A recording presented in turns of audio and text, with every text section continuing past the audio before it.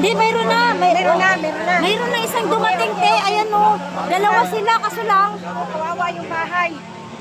Wala, kanina maliit pa yung apoy eh. Malakas na tuloy. Aray ko, nalaglag pa ako sa bulan. Thank you, Lord.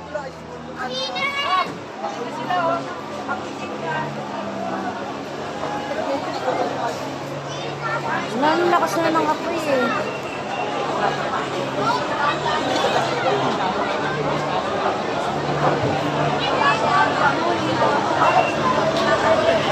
Kaninong bahay na yan?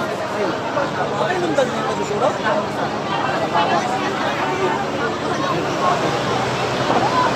Dapat dalawang isa lang.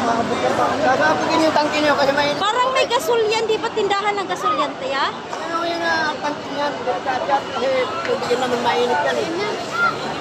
Lalo, lumakas tuloy lalo. Ano ba yan? Eh, lumakas lalo.